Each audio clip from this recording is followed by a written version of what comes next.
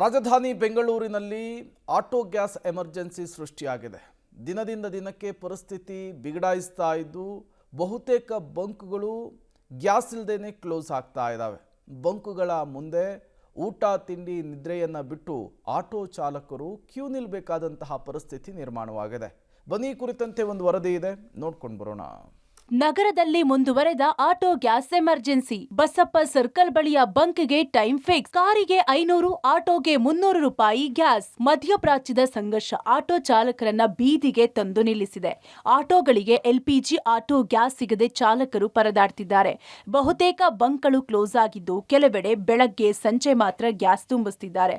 ಉಳಿದ ಸಮಯದಲ್ಲಿ no stock board ಹಾಕ್ತಿದ್ದಾರೆ. ಇವತ್ತು ಸ್ಟಾಕ್ ಖಾಲಿ ಆಗಿದೆ. ಎಷ್ಟಿತ್ತೋ ಅಷ್ಟು ಲೀಟ್ರನ್ನು ಸೇಲ್ ಮಾಡಿದ್ದೀವಿ. ಈಗ ಗ್ಯಾಸ್ ಸ್ಟಾಕ್ ಖಾಲಿ ಆಗಿರೋದ್ರಿಂದ ಕ್ಲೋಸ್ ಆಗಿದೆ ಬಂಕು. ಲೋಡ್ ಆಗಿ ಲಾರಿ ಬಂದು ಅನ್ಲೋಡ್ ಆದ ತಕ್ಷಣ ವ್ಯಾಪಾರ ಸ್ಟಾರ್ಟ್ ಮಾಡಿ ಅವರು ಅಲ್ಲಿಂದ ಎಲ್ಲೆಲ್ಲಿಂದನೋ ತಿಳ್ಕೊಂಡೆಲ್ಲ ಬಂದಿರ್ತಾರೆ. ಗಾಡಿ ಗ್ಯಾಸ್ ಖಾಲಿಯಾಗಿ ಇಲ್ಲಿ ಗ್ಯಾಸ್ ಸಿಗುತ್ತೆ ಅನ್ನೋ ನಂಬಿಕೆಯಲ್ಲಿ ಬಂದಿರ್ತಾರೆ. ಈಗ ನಾವು ಅದೇ ನಂಬಿಕೆಯಲ್ಲಿ ನಾವು ಹಾಕಬೇಕು. ಗ್ಯಾಸ್ ಹಾಕಿದ್ರೆ ನಮಗೆ ನಾವು ಕೆಲಸ ಮಾಡಿದ್ರೆ ಸಂಬಳ ಕೊಡೋದು, ಅದು ಎಲ್ಲರಿಗೂ ಸಿಕ್ಕಲಿ ಅಂತ. ಈಗ ನಾವು ಬೆಳಗ್ಗೆ ಮಾಮೂಲಿ ಫುಲ್ ಟ್ಯಾಂಕು 1000-500 ಆ ಥರ ಎಲ್ಲ ಹಾಕ್ಬಿಟ್ಟಿದ್ದಿದ್ರೆ ನಮ್ಮದು ಏನಿಲ್ಲ, ಇದು ಸ್ಟಾಕು 10:30-11 ಗಂಟೆ ಅಷ್ಟಲ್ಲೇ ಖಾಲಿ ಆಗ್ತಾ ಇತ್ತು. ಕಲಾಸಿಪಾಳ್ಯದ ಬಸಪ್ಪ ಸರ್ಕಲ್ ಬಳಿಯ ಆಟೋ ಗ್ಯಾಸ್ ಬಂಕ್ನಲ್ಲಿ ನಿಗದಿತ ಪ್ರಮಾಣದಲ್ಲಿ ಗ್ಯಾಸ್ ತುಂಬಿಸುವ ಬಗ್ಗೆ ಬೋರ್ಡ್ ಹಾಕಲಾಗಿದೆ. ಕಾರಿಗೆ 500 ರೂಪಾಯಿ, ಆಟೋಗೆ 300 ರೂಪಾಯಿ ಗ್ಯಾಸ್ ತುಂಬುವ ಬಗ್ಗೆ ಬೋರ್ಡ್ ಹಾಕಲಾಗಿದೆ. ಎಲ್ಲರಿಗೂ ಗ್ಯಾಸ್ ಸಿಗಲಿ ಅಂತ ನಿಗದಿತ ಪ್ರಮಾಣದಲ್ಲಿ ಗ್ಯಾಸ್ ನೀಡಲು ಬಂಕ್ ಮಾಲೀಕರು ಮುಂದಾಗಿದ್ದಾರೆ. ನಗರದ ಬಹುತೇಕ ಭಾಗಗಳಲ್ಲಿ ಇದೀಗ ಬಂಕ್ಗಳು ಕ್ಲೋಸ್ ಆಗಿದ್ದಾವೆ.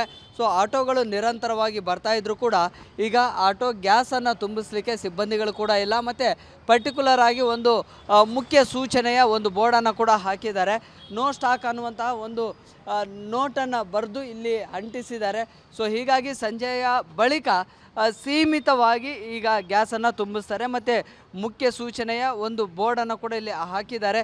ತಾತ್ಕಾಲಿಕವಾಗಿ LPG ಪೂರೈಕೆ ಅಂದರೆ ಸ್ಥಗಿತ ಆಗಿದೆ ಮತ್ತು ಸೀಮಿತವಾಗಿ ಇಲ್ಲಿ ಏನು ಗ್ಯಾಸನ್ನು ತುಂಬಲಾಗುವುದು ಅನ್ನುವಂಥ ಬೋರ್ಡನ್ನು ಹಾಕಿದ್ದಾರೆ. ಕಾರುಗಳಿಗೆ 200 ರೂಪಾಯಿವರೆಗೆ ಈ ಒಂದು ಗ್ಯಾಸನ್ನು ತುಂಬಲಾಗುತ್ತೆ ಮತ್ತು ಆಟೋ ರಿಕ್ಷಾಗಳಿಗೆ 300 ರೂಪಾಯಿ ತನಕಲೂ ಕೂಡ ಗ್ಯಾಸನ್ನು ತುಂಬಲಾಗುತ್ತೆ, ಸಹಕರಿಸಿ ಅನ್ನುವಂಥ ನಿಟ್ಟಿನಲ್ಲಿ ಈ ಒಂದು ಬೋರ್ಡನ್ನು ಕೂಡ ಹಾಕಿದ್ದಾರೆ. ಮತ್ತು ಮೇಲ್ಭಾಗದಲ್ಲಿ ನೋ ಸ್ಟಾಕ್ ಅನ್ನುವಂಥದ್ದನ್ನು ಹಾಕಿದ್ದಾರೆ.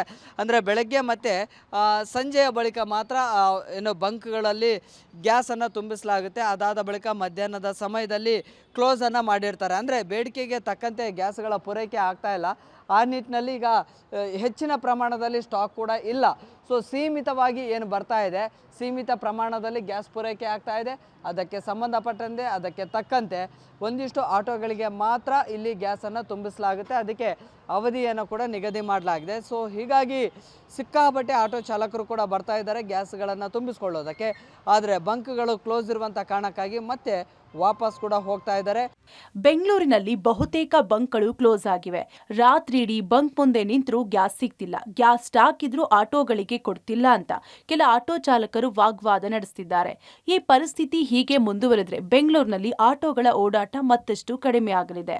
Prakash D Rampur, public TV, Bengaluru.